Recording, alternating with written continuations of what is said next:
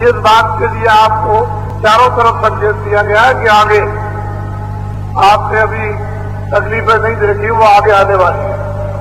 और उस समय पर महात्माओं की और भक्तों की, प्रेमियों की और दयावानों की बड़ी जरूरत पड़ेगी। उस समय पर जब कोलाहल हाहाकार मचेगा तो लोग जो है उस तरफ दौड़ेंगे बड़ी तेजी के साथ। समय अपनी अपनी जगह अपना महत्व रखता है। सतयुग में जितना भी समय निकला वो अपना अपना समय, त्रेता में, द्वापर में और कलयुग में अपनी अपनी जगह पर आदमी वही है, मनुष्य की भावनाओं की क्रिया बदल जाती है।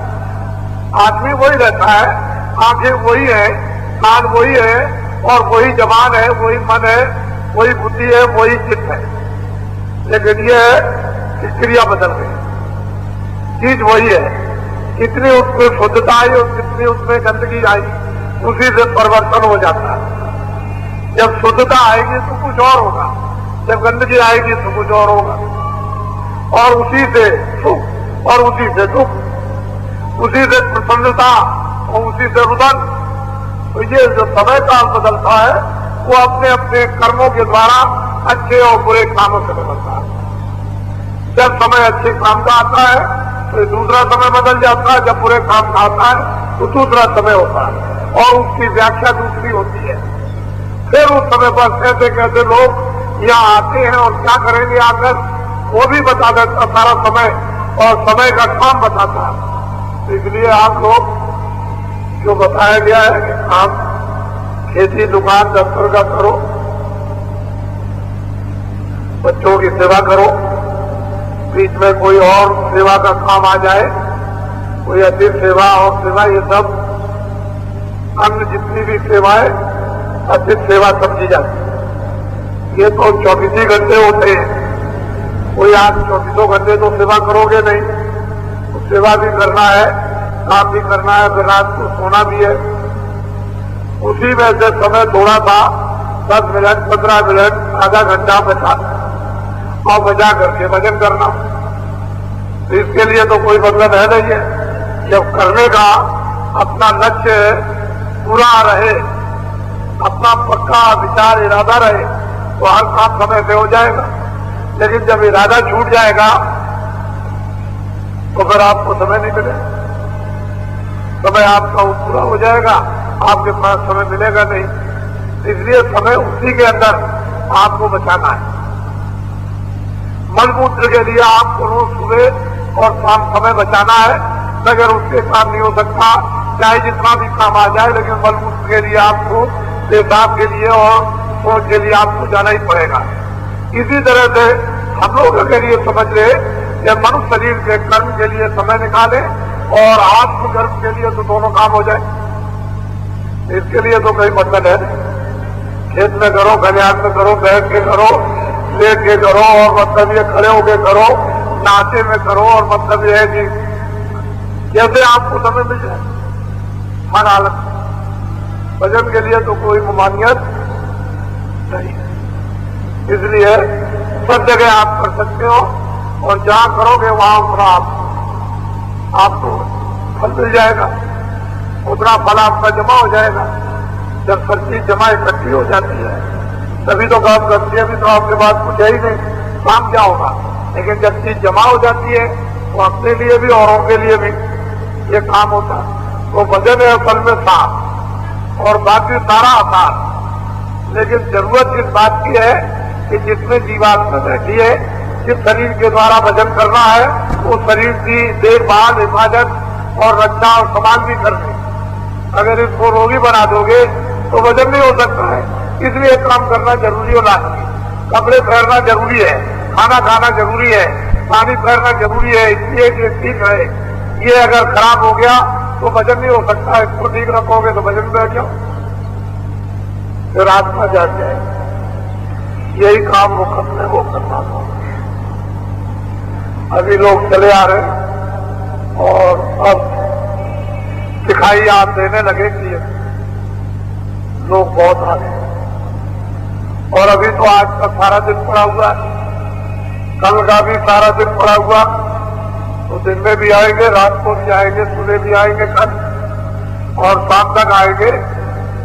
7 तारीख और आज की रात, यानी 7 पूरा तारीख समाप्त होने पर 12 बज के कुछ मिनट पर, यानी कुछ पलों के बाद ये अपना 8 तारीख को कार्यक्रम भंडारे का पुनीत पर्व प्रारंभ होता है। उसमें बहुत कुछ रिद्धि सिद्धि अगर लोग प्राप्त करना चाहे तो कर सकते हैं। महापुरुषों के स्थान पर जाकर लोगों को बहुत कुछ मिलता है, लेकिन उसका तौर तरीका लेने का और रखने का सीख लिया जाए तो बहुत कुछ मिल जाता है, और नहीं कुछ तो ऐसे ही चले जाते हैं, वो कुछ प्राप्त नहीं कर पाते, आए और वापस लौटे। लेकिन जो तौर तरीका समझ जाते हैं, महात्माओं के सत्संग और उनके कार्य, उनकी गोपनीयता, तो बहुत कुछ प्राप्त कर देते हैं और लेकर के जाते हैं। लेकिन ये बात आपको याद दिलाई गई है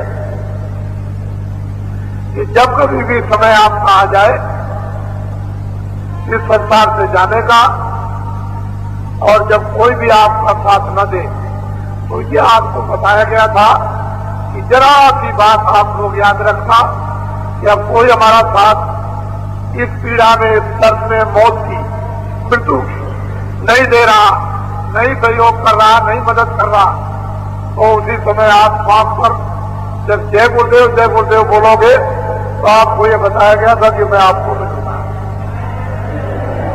मैं आपकी मदद करूंगा, सहयोग दूंगा। तो आप लोगों ने ये सब जानकारी प्राप्त कर रखी है कि कितने लोगों की मृत्यु होती है, वो पहले ही से चिल्लाता है, वो पहले ही से बताता है, तब आपको ये होता है कि ये बात क्या हो गई। असल में ये है कि थोड़े समय में, थोड़े वक्त में इतनी बड़ी उपलब्धि उस आत्मा को इस मृतलोक में हो जाए, ये छोटा काम नहीं। तो उसने साधन भी नहीं कर पाया, भजन भी नहीं कर पाया, अच्छे काम भी उसने पूरे नहीं कर पाए, और उसके ऊपर मालिक की दया हो गई।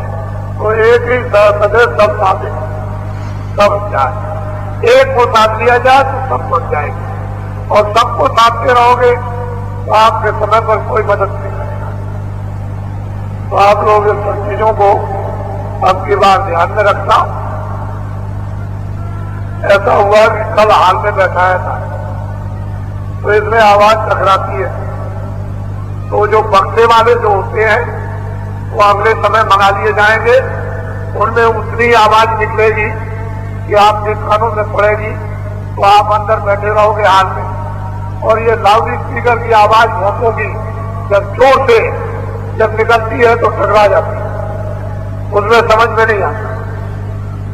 बाहर वाले तो समझ लेते हैं कि साहब सुनाई देगा, लेकिन अंदर वाले एकदम घबरा जाते हैं कि क्या कहा। इसलिए आगे प्रबंध हो जाएगा। ऐसा नहीं है कि जो ये बनाया गया ये बेकार चला जाए, ऐसी बात नहीं, पूरा उचित प्रबंध होगा, और बैठ करके आप अंदर अच्छी तरह से ऊपर नीचे सुनोगे और बाहर भी, ये सब हो जाएगा। लेकिन ये जल्दी का काम है, अभी तक काम ये हो रहा, ऐसे ही धीरे से वो भी हो जाएगा। तो आप लोग सबके सब चारों तरफ जो लोग आएंगे मैदान में सब छिटक जाएंगे, और बैठ करके अच्छी तरह से एक चित्त होकर के मन को, बुद्धि को, चित्त को, कानों को, आंखों को लगाकर और शब्दों को अच्छी तरह से सुने, और उन शब्दों को अंदर उतारे। अमल तो करना बाद में, लेकिन इतिहास गा करके अपने अपने लगा लो, जिससे कि समय समय पर ये सब चीजें आप सुन सको। तो टेप भी लगाए रहो, अच्छा रहे।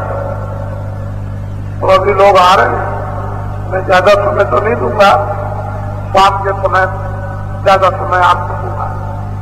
बोलो जय गुरुदेव,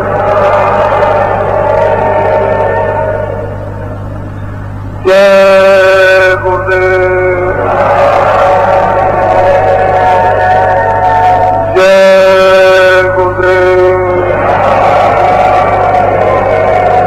जय गुरुदेव नाम कृष्ण। जय गुरुदेव नाम कृष्णा। देखो हमारी बात बड़े ध्यान से। देश के अंदर घूम जोतक हितेर काटकार और टाटधारी ये तृतीय खंड है जो आपका पूरा हो गया और चतुर्थीय खंड में आप अभी प्रवेश है। तो चतुर्थीय खंड का जो संदेश है वो और पिछले जो तृतीय खंड जो आपके पूरे हो गए वो उनका पीछे वालों का और ये जो अब चल रहा है इसका सब उपदेश कार्यक्रम जारी रहेगा, चालू रहेगा, चलता रहेगा। उसको आप लोग छोड़ेंगे नहीं। जब ये पूरा हो जाएगा तो पंचम खंड चलेगा, फिर छठा खंड चलेगा और फिर सातवां खंड चलेगा। खंड बंद नहीं होंगे, उसको आप लोग बराबर ध्यान रखिए, उसमें कमी जरा भी मत कीजिए। क्यों कि आपके इन खंडों ने आपका काम पूरा कर दिया। आपको अभी मालूम कुछ नहीं। अगर ध्यान दोगे तो खंडों के कार्यक्रमों ने अपना काम पूरा कर लिया। ये जो कुछ भी खंडों के कार्यक्रम चल रहे अकारक ये नहीं है, ये कारगर। और आप उन पर जब मद्देनजर रखोगे तभी सबको समझते चले जाओगे। तो आप अपने कार्य में, अपने उत्साह में, अपनी लगन में जरा सा भी कोई किसी तरह की कमी मत रखो, क्योंकि आपको वो लक्ष्य है और वो आपको बात याद रखनी है